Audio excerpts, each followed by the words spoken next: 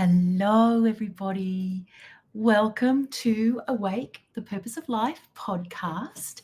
This podcast is so that a better future can be found in your past life, that is. We're going to be diving deep into my confidential files and conversations with clients, students, and guests. I'm Dr. Toni Reilly. I'm a teacher of spiritual psychology, specializing in past lives, reincarnation, and the afterlife. You can uncover the mysteries of the purpose of life, birth, grief, and death, grief even, and the human experience for self-awareness, personal development, and for well-being. I wrote the book Awake, the Purpose of Life and Why You Are Here, so that I could describe how the purpose of life actually plays out in everyday terms. So we're going to be discussing time travel, past lives, reincarnation, transcendent experiences, and how the afterlife weaves into your purpose of life and why you're here. So for this show, I've got a really special guest for you. It is Simon Bown. He is the host of Our Paranormal Afterlife. Now, his podcast used to be called, up until very recently, the Past Lives podcast. So you may be very well aware of Simon and his style of interview. But as the host of the Past Life podcast, I find that he's a trailblazer for bringing past lives into the mainstream through his exploratory interview style and his calm, assured, and deeply engaging way that he deals with his guests and the other curious topics that he features on there. So you get to discover how his past lives paved the foundations for his purpose in life. Now, with the time difference in the UK, because Simon's in the UK and I'm in Australia, we recorded his interview or his discussion a few days ago. So what I'm going to do is play it for you now, and while it's playing, I'll give it a go to flash you up some images as he's referencing them, and I'll talk to you after the interview. So if you have any questions, if you have any comments, if you have anything to share, your own experiences, go ahead and put them in the comments and I will address them all after. And hello, who's here so far? It's wonderful to have you from Hawaii. And Marianne, I think you're in Canada, but wonderful to have you, and be back soon after you enjoy this conversation with Simon Bown. For joining me today, Simon. It's nice to be here. Yes, wonderful to have you. Really excited to have this discussion with you, especially because your background is also in therapy, or a genuine interest in it, aside from your fabulous podcast, which I know you just changed the name of. I saw that recently. So what's the new podcast called? Well, it's cool. I changed it to Our Paranormal Afterlife. Yeah. And it's because it was previously called the Past Lives podcast, which I think kind of, if somebody saw it on their Spotify or Apple or somewhere, they might think, oh, it's just about reincarnation. But I cover so much more than that. I was beginning to feel I need to change it. So on episode 300, I changed it. And it made me think, every single episode I say, welcome to the Past Lives podcast. Have I got to go back and edit 300 episodes and change the intro? But I haven't done. And people I've talked to about it who do podcasting have to worry about that. So yeah, I don't either. So, that's good. So it's just, it makes sense to me also with the timing, because it's new. It's really new energy now. So it's awesome. Well, today you're going to be my guest and we're going to discuss a particular past life of yours. So I've got questions for you. yeah. And the particular life that we're going to talk about, I just want to give the people or our listeners some context on how the kind of things that we would come for regression for, and whether it's for curiosity or for to heal something. But so my question to you is, what made you have this particular past life regression? Well, the one that I did with you, okay, so I did a past life regression a few years ago, and I saw myself as a woman in 1600s Venice. That's what I'm pretty sure I saw. And there was some very clear imagery that came into my mind of these locations in Venice. And so I'm planning to go to Venice and just wander around and see if I can find those locations. And I thought it'd be really interesting to do another past life regression and see if I could find more information on that past life. And so you and me did the past life regression, and we didn't just see that life, we saw other lives as well during that session. And it gave me a lot more information. And yeah, so it'd be interesting when I get to Venice, and I'm not sure when I'm going yet, whether, you know, all this information comes together and I can find those places. Because I did do a past life regression, oh man, back in the late 1980s at the College of Psychic Studies. Somebody took me through a past life regression, and I Wow. saw this life, and it was in the north of London. And a couple of years after the regression, I went to a part of the north of London that I'd never been to before, and there was that place, that exact location as I'd seen it in the regression. So I want to see if I can do it for this life in Venice as well. Oh, Simon, I remember that regression, and I remember because you sent me images of the place where you lived, and it was a really insightful past life. That particular one that was set in London. Yeah, that because it started off, I was a girl. I was 6 years Yeah. old in this park in North London. But then we saw later in the life, I became a nurse in the First World War, and I was in France, I don't know how far away from the front line. It seemed like a mile or so. And so what I did was look after these soldiers that had come in with these horrific wounds. And we were in this huge canvas tent with, I think it's maybe 12, maybe a few more beds, and all these men in it. And I had this distinct memory of rushing off my feet and running up and down, and all these men were coming in, and there was far too many injured men for the amount of beds we had. And so I remember the stress and the work that had to go in, and just about how strong you had to be to deal with that day in, day out as a nurse. And yeah, so that was really insightful. Gosh, okay, we're going a little bit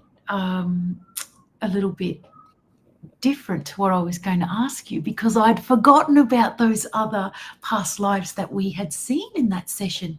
But I think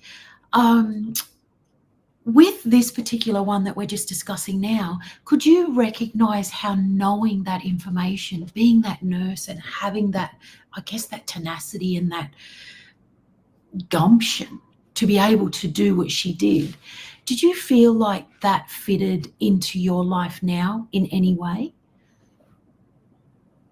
I Did haven't it make thought sense? about that. That I don't know, actually. I have this idea that the past lives you see in a regression are chosen for you by your spirit guides and your higher self, and they'll Yeah. choose a past life for a reason to show you Mm-hmm. this. Mm-hmm. And I don't know, because I did another past life regression where I went back to that life as a married woman, and I just this scene of being on this street in London and being with the husband who was a complete git. I won't swear. And how he was angry and I was angry, and we had to deal with something, and it was important, and he was treating me like, oh, you're just a silly little woman. Women don't know how to do this stuff. And I was quite angry, feeling like you don't know what I'm capable of. I had so much to do in the war, and we dealt with so much stress and day after day, and you just treat me like I'm not capable of anything, you know. So it was kind of really insightful in that way, putting me on the side of the woman being talked to down to by a man. And Yeah. so that was very interesting. But why would they show me those lives? I can't. I have to think about that. You caught me on that one. I feel like it's because I feel like with what you're doing on your mission with this important work, sharing all of this kind of out there information. It's not so much now, but for some people it would be out there to be exploring past lives and our ETs and that kind of thing. So I feel like it's part of your humanitarianism that you get to see how all of the other things that you've done, or maybe even adversity that you've come through. Because I'm also remembering a life where you were in the theatre in London. Oh yeah, yeah. Yeah. That was interesting because I think there was almost a theme of that was going through these different lives we saw, the theme of rejection. And Mm. in that one, I was a young woman. I wasn't a young woman in all my lives. I was a young woman again, and I would think I was a gay woman, and my partner, we were dancers, and it was in these big West End musicals. Yeah. It wasn't kind of shady dancing, if you know what I mean.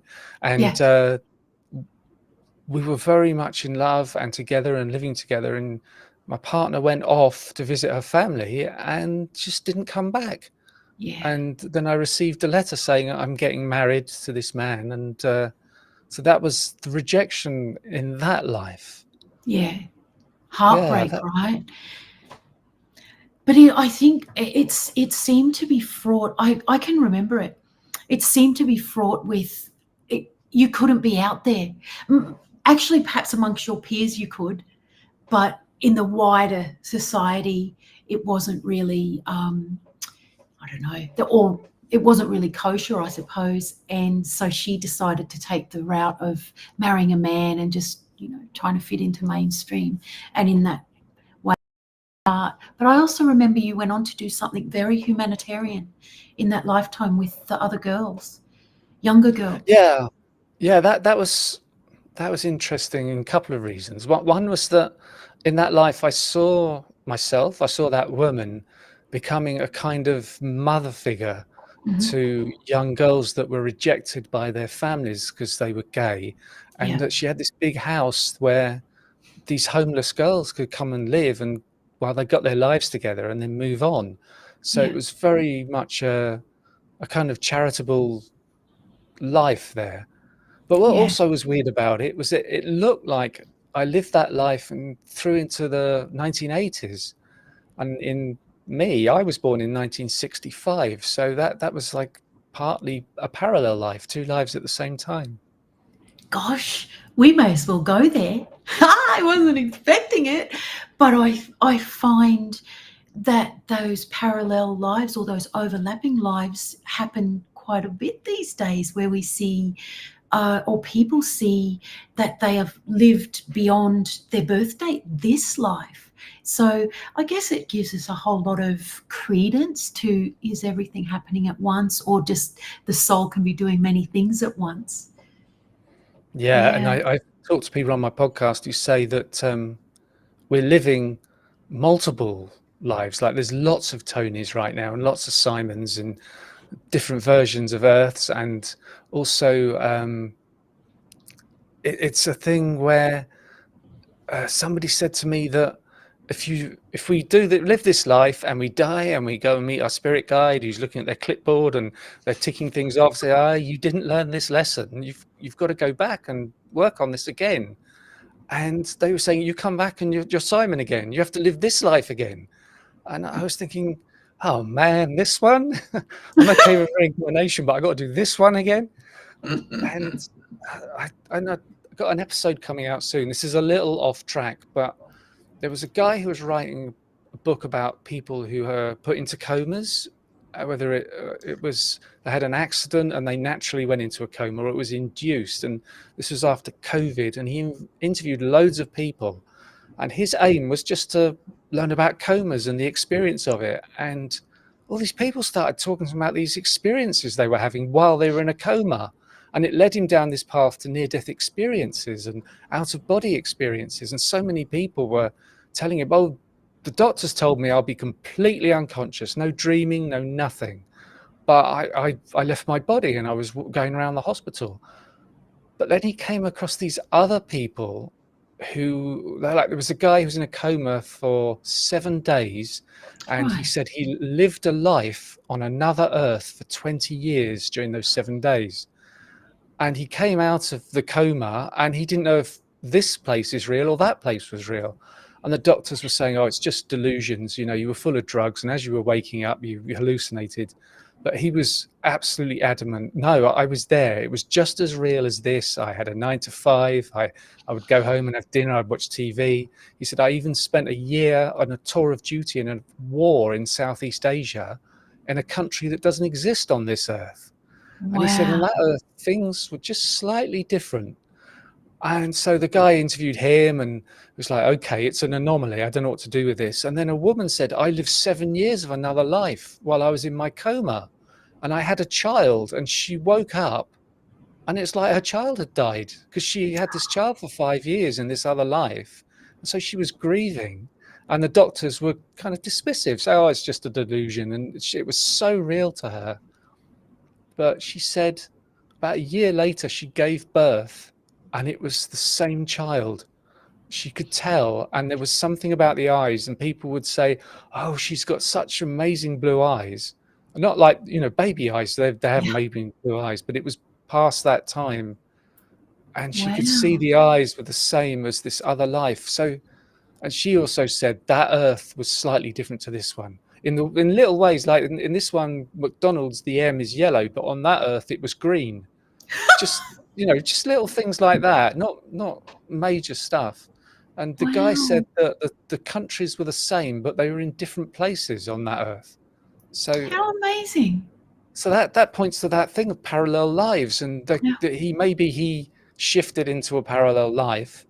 And that man where he took over from was in a coma or died or woke Wow. up after 20 years. Is it like, what's going on here? I've been asleep for 20 years. So anyway, Wow. I guess it kind of makes, I don't know, it makes me think about the time travelers when they literally show pictures of people who showed up in different clothes in this life or in earthly life. So I guess it's just endless, the possibilities. And I think that energy is endless and it's omnipresent, and it's the possibilities are just so out there. And maybe people are ready to hear that there's all these different things that can happen. And it's not just us here in this life. So it opens up a whole world of deep thought, doesn't it? Wow. yeah, The yeah, coma's so interesting. I think these coma stories, I've not heard of this, so this is intriguing. The near death experiences are slightly different again, obviously, but nonetheless, they're going somewhere else, and it's real. I mean, I think we probably know that it's not imagination with what we do, with the work that we do, and having the experiences yourself. You're not making it up. It's not daydreaming, or dreaming on. Very, very interesting. But I think back to your regressions, which still comes back to all of these podcasts that you're doing. I really remember that the theme was about you being humanitarian, a really kind and giving person in those. You happen to be a woman in them, yes, but I think also it speaks to the way that you are now, being just so, I think, accepting of everybody, no matter what they say, no matter what they describe. You're very accepting of it, and I think that is a really important and advanced place to be in. And I guess it's why you can bring such an extraordinary podcast to everyone, and present all sorts of information that I know that you have a lot of listeners now, and they obviously loving hearing what people have got to say. Yeah, gosh. So I've got a question for you. uh-oh. I want to know, yeah, I would like to know what you think your purpose in this life is. Well, I wonder if there's been that some pathway and things come together on this spiritual pathway at different times. And in your life, you have baby steps. Most of us, sometimes people have near-death experience, and it's not a baby step, it's huge. But I've had these little psychic experiences over time, and I've seen UFOs, and I had a dream that somebody who had died recently visited me, and this thing with feathers showing up. And so that there are all these little kicks, and it's almost like your spirit guides are nudging you along the path. Every few years something will turn up and it will be too much, you can't dismiss it. Yeah. But then on the other part of my life, I've been interested in all this stuff since when I can remember. I was 10 years old, getting these books out of the library about all these supernatural things. And also being a musician and learning in the 90s and early 2000s how to record at home using recording software. And so then when it comes to doing a podcast, I already know all that. I've got all the knowledge of how to record, how to edit, and I've got all this information from years of reading books and things, of all this unexplained stuff of afterlife and UFOs. And so I kind of see that maybe, the whole point of me being a musician was to prepare me for doing a podcast. It wasn't for me to be rich and famous, which obviously didn't happen. Well, maybe not from the music. Yeah, maybe it's just that's what's happened over my life. I've been in training for decades to eventually end up doing a podcast. I think that what you described there is what I tried to articulate in my book, Awake the Purpose of Life, and why you're here, was this, just how everyday things that start from when we're little, that later in hindsight you realize there was purpose to every part of it, and then later as we progress and things go the way that they go, you can see, oh, okay, that's why. And in your case, of course, why you're a musician. I mean, in the 80s and 90s, to be able to do what, it was so not mainstream. It's semi-mainstream now for some people, that access to tech, but it certainly wasn't then, not even close. So you were so advanced then because of being a musician. Yeah, it's a thing. If you're recording a band and you have to mic up every single drum and cymbal, and you've got all the guitars, and then you double up guitars and keyboards, and it can get very complicated. And then the idea of just recording someone talking, that's a piece of cake. Yeah. So it's the last of my worries, really, for doing a podcast. Oh, and Simon, kind of off topic, but did you see that film Soul, which was a cartoon, one of the Disney Pixar cartoons? And it's making me think about it because you're a musician. I feel like the connection with musicians and other creative people, but that creative stream is so close to the stream that we have when we're connecting to our past lives or our psychic abilities, our intuition. And it excites me to hear the lyrics that musicians write throughout time. When you listen, it's like, oh, they knew. And I don't know if they actually know, because they never got to talk to them. And it's like, it sounds like they know by the lyrics that they've written about how things work. And I just find it extraordinary, and just a blessing also that you, being a musician, can bring this incredible, I think it's a real pleasure of life to hear music, and just, it sets memories for us and all sorts of emotions. So, and that close stream, the stream of creativity and the stream of consciousness, they're one and the same, I suppose. And I thought that the Soul film articulated it really well. Yeah, and I've heard somebody suggest that if you're going to be a musician, that across past lives, you start out learning the instrument, and then the next life you get a bit better, the next life you get a bit better. And it's a theme that runs through lives for some reason. Yeah. And maybe, Mick Jagger or Paul McCartney, they've done a whole ton of lives learning how to write songs, and now they finally got to this point, and maybe they go to the spirit world after this life, and they're like, hey, I've done that now, I can move on from songwriting, I'll do something else. I Almost like wonder.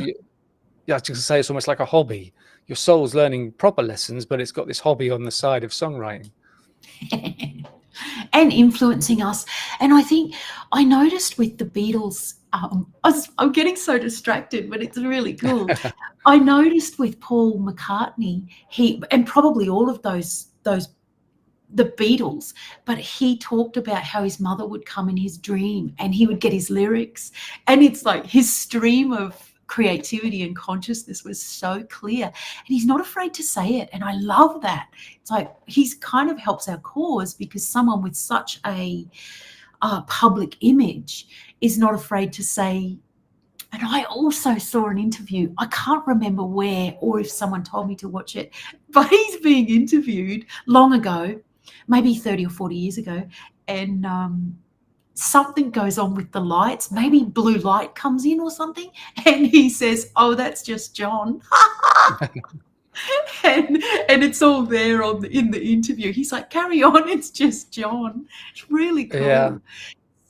So many, I don't know, I guess helpers that are helping people or humanity come to realize that we're so much more than us, this.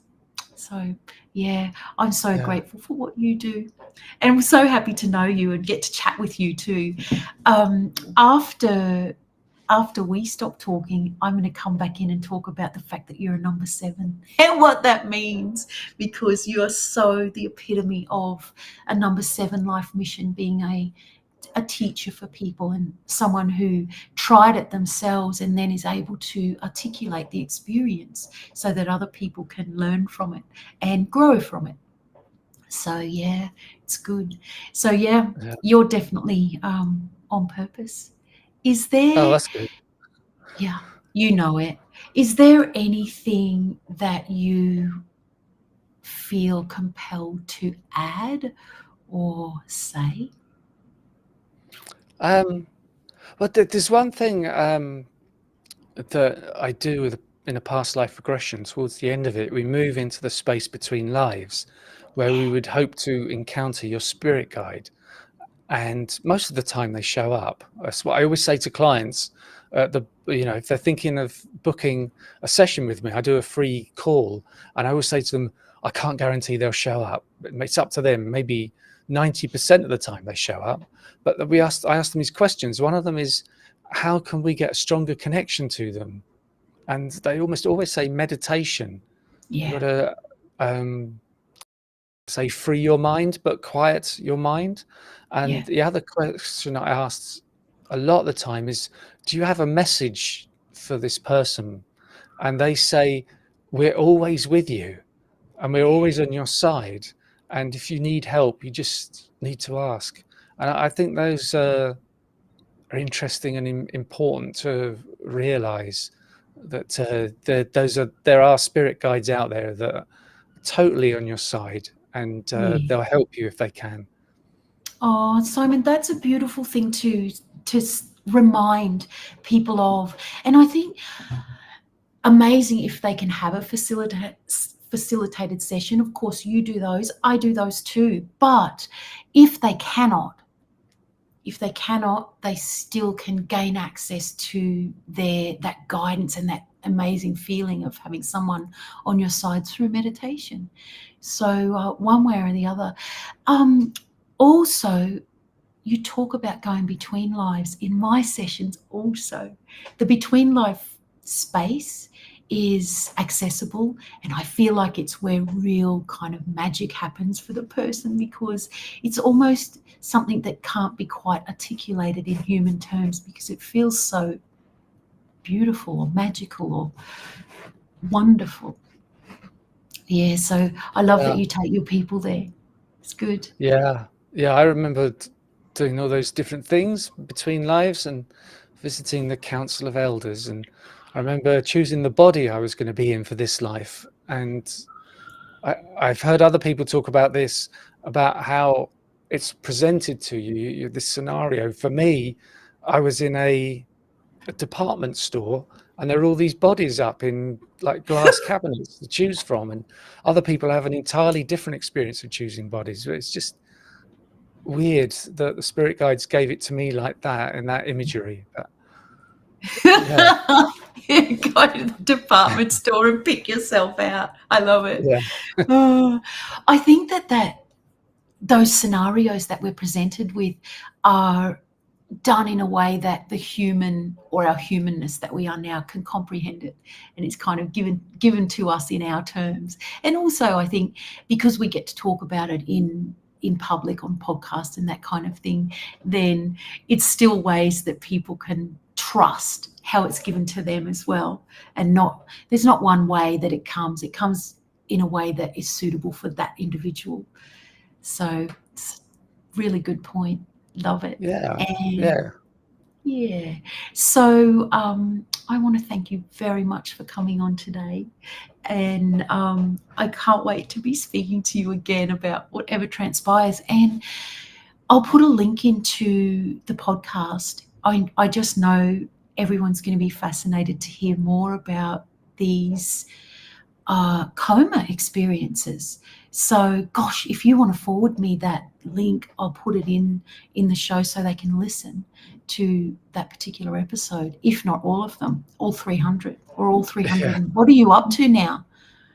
Oh well, because I do the interview episodes, and I've got the UFO podcast. That's over 100 episodes, and then I always interview authors because they've got amazing stories in their books, and so Yeah. I read an extract from the book. So that's a 10-minute episode. So the main one on Monday, the 10-minute extract on the Thursday, and they get as many downloads as the interviews as well. So that's really good. Fantastic. Oh, well done, Simon. That's so good. People are loving what you're doing. It's wonderful. So thank you. Well, I'll definitely be putting links in. Great. And you still do sessions. So I'm going to put a link into your website so that they can contact you if anyone's keen to have a session with Simon. Fantastic. Yeah, that'd be great. Yeah. Yeah.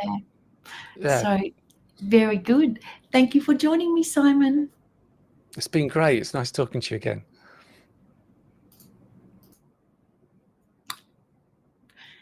Hey, how do you like Simon's interview? I have a fabulous question here in the comments, or a thank you to Simon. That interview was recorded a couple of days ago, but I want to flash this up so we can talk about it for a moment. Crystal says, wow, Simon, your sharing brings world issues and new opportunity into the light through paranormal. Or through the paranormal, a man experiencing women being suppressed, our capacity in tapping into parallel lives, etc. Yes, Simon's he's very open with his own experiences, sharing them, that is. And also I have not listened to a lot of the podcasts, but he has an extraordinary array of guests on there talking about all manner of things within these transcendent experiences and paranormal experiences as well. Hence why he's called that show, he changed it from the Past Life podcast to Our Paranormal Afterlife. It's pretty cool. So good to have Simon. He's always wonderful to talk to. I put a link in the comments actually for his website, so that if anyone wants to listen to that episode that he's talking about, where he's got the author who wrote about being in the comas or studying people who were in comas and the things that they saw and experienced. So go on over there and subscribe to his podcast if you're keen to hear about at least that. And there's more than 400 other episodes as well. So yes, I wanted to talk to you about, just briefly, I like to bring it back to the purpose of life and how it is now. And I touched briefly on it when I was talking to Simon. But he is a Life Mission 7 teacher, or we call him the teacher in the Life Map system that I developed, or we developed here. So as a number 7, people who are number 7, if you want to find out your life mission, life map. You can go to find out for free at soullifemap.com. But in the meantime, let me tell you about a number 7, and you might be one. I'll put a link in. People who are number 7s must learn by experience. So Simon will have learned through experience. I always use the analogy that a mum that tells a little kid, don't touch the hot oven because it will burn you, and the little kid has to touch it anyway. That will be a number 7 kid, or a little kid with a lot of 7 energy within their character, because it's how they learn. And I think what happens is they can be a bit of a worry for their parents as they through life and are trying all sorts of things, because it applies to pretty much every experience in life that they'll try. But in Simon's case, you don't get much more teachy in the way that we mean teaching as a number 7 mission than sharing his experiences on his podcast and on other people's podcasts as well. So yeah, life mission 7, the teacher. It's a real important time for people with that energy now, and especially last year it ramped up for them.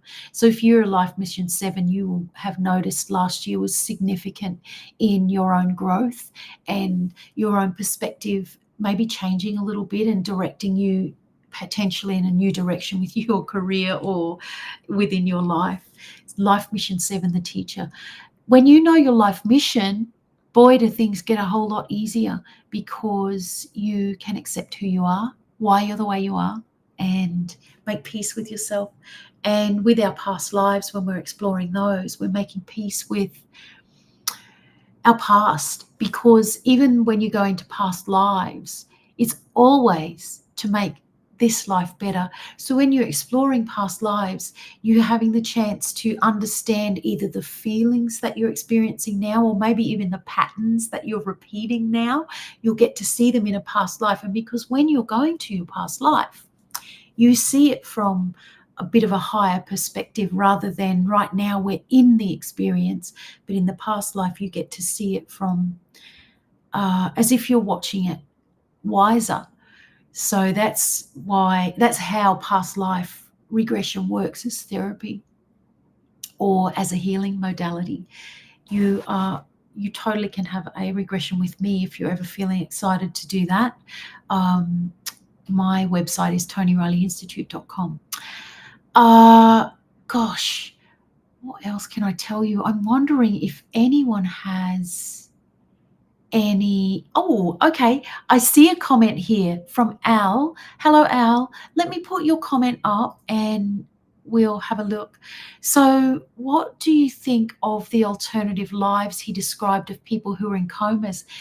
Al, I have to be honest and say I've never heard this before, but I have heard with my clients or through my clients where they most certainly describe being in different lifetimes, as in not entirely human. So perhaps life on different planets or other schools, as I call them, because I think our lives, wherever they're led, are incarnations to have an experience, and here we're having the human experience. But yeah, what do I think? I don't doubt really anything that I hear from people, because when they say it, when they recall it, they are not making it up. It's very, very real to them. And I think that once people have a transcendent experience of their own, whether it's this extraordinary other lifetime scenario while in a coma, or they have a near-death experience or past life regression or an in-between lives facilitated session, those people generally, I say generally because there's always exceptions, they know that they didn't make it up or it wasn't their imagination. So yeah, do share if you'd like to say what you thought of those experiences. And I assume that since you've either heard this through Simon or you already know about it, Al, that you might be tuning into his podcast where he mentions, or where he interviews the fellow who did all that research. Yeah. Now, let's see what else we have. Ooh, soon I'm going to tell you what we're doing next week on the podcast. It's going to be a little bit different. But before we do, I want to just say, if you want to learn past life regression, I would love to teach you.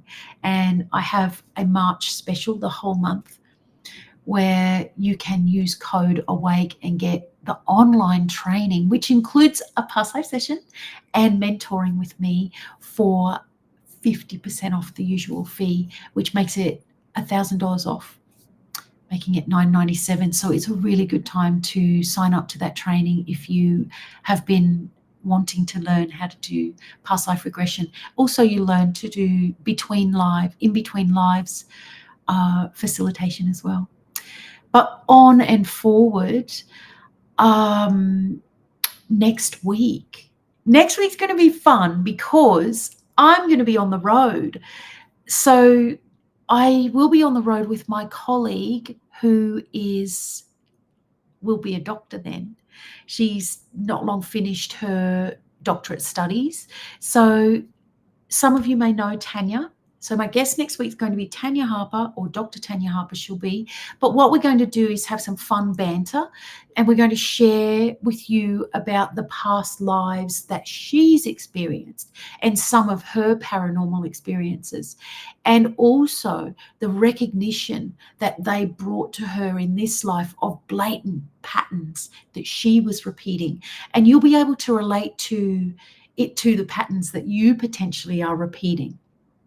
It's the only way that we can stop them is when it clicks to us and we're like, oh, I see the pattern. It's just usually not obvious until it's meant to be recognized. But certainly these stories and the patterns that people are shown are always very interesting. So can you please help us to reach more people? We're just starting out with our podcast on YouTube for the moment. We'll go to the other platforms in the not too distant future, but for the moment it's on YouTube. So it's so helpful if you can hit subscribe and share if you know anyone who's into this kind of thing. And with that, I want to say, see you next week, but also regress to progress. It's the only way we can get ahead, or it's an easy way for us to get ahead. Thank you for joining me. Bye for now.